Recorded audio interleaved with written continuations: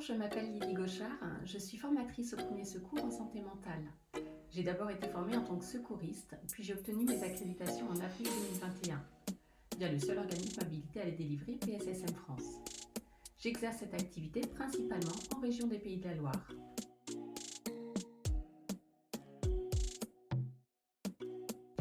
Les premiers secours en santé mentale, c'est avant tout une formation citoyenne. Elle est accessible dès votre majorité sans condition de diplôme. À ce jour, il existe 2 modules en France, le module standard et le module jeune. Un troisième, le module ado, est prévu pour 2024.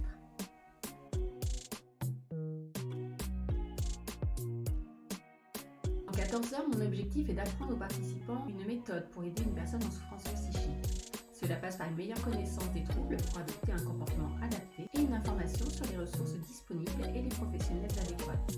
Le rôle du secouriste est d'apporter son soutien à la personne en souffrance et de l'encourager à aller vers des professionnels. Il faut être conscient que plus le repérage et l'intervention sont précoces, meilleures sont les chances et les conditions de rétablissement.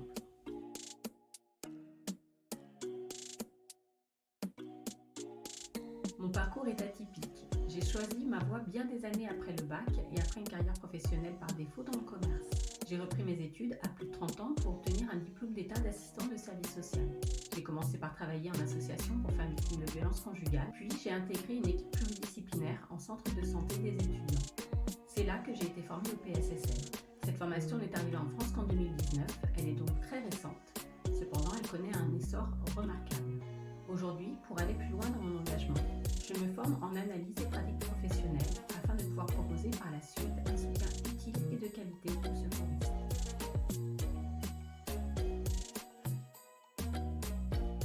En plus de transmettre la formation PSSM, je continue d'exercer mon métier d'assistante sociale à temps partiel et je m'investis auprès des étudiants en école de travail social. Cela me permet de garder un lien avec mon cœur de métier. Et puis j'aime voir la posture professionnelle des futurs assistants de service social se dessiner. Concrètement, je les accompagne dans leurs écrits de certification et je les prépare pour les soutenances devant leur jury. À l'écoute de leurs doutes, je les encourage à avoir confiance en leurs capacités et leurs compétences. Ce qui peut paraître paradoxal lorsque je me surprends moi-même à me débattre avec le syndrome de l'imposteur. Comme quoi, même avec un ou plusieurs diplômes et de l'expérience, on peut douter de soi. L'important, c'est de surmonter ses doutes et d'aller de l'avant pour réaliser ses objectifs.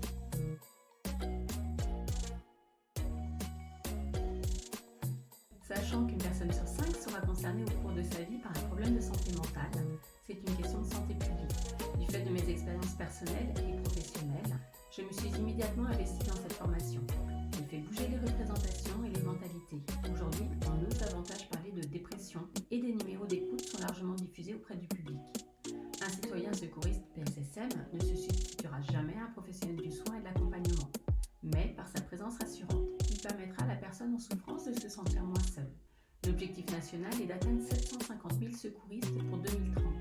Nous en sommes à 75 000. Il y a donc encore beaucoup à faire.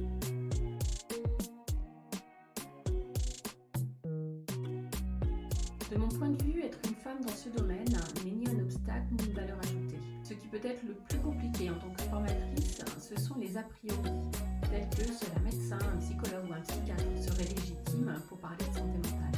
Certes, il y a des professionnels de santé qui dispensent la formation, mais c'est le savoir expérientiel qui donne autant de crédibilité à tous les formateurs, qu'ils soient hommes ou femmes.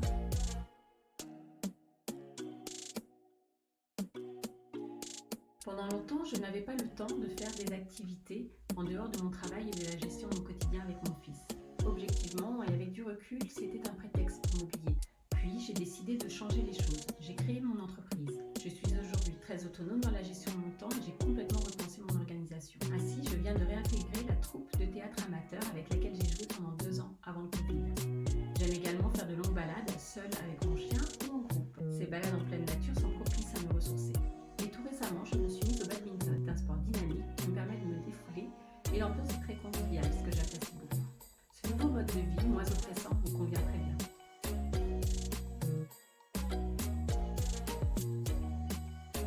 Il faut aimer l'humain, c'est primordial.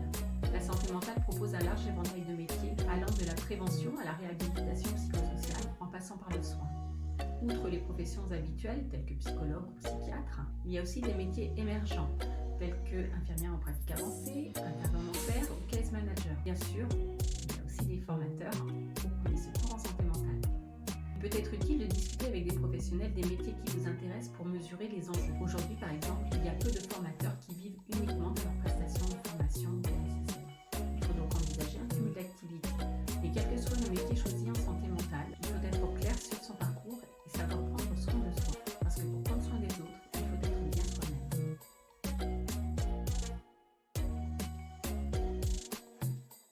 Que vous souhaitiez vous orienter vers un métier de la santé mentale ou non, n'hésitez pas à vous former au PSSM.